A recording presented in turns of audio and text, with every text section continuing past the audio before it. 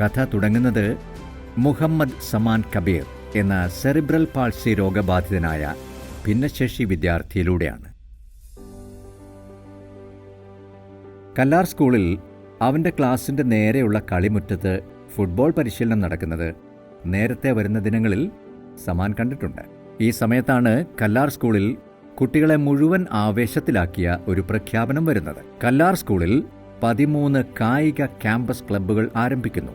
എല്ലാ കുട്ടികൾക്കും ഏതെങ്കിലും ഒരു ഇനത്തിൽ പ്രത്യേക പരിശീലനം നൽകുമത്രേ.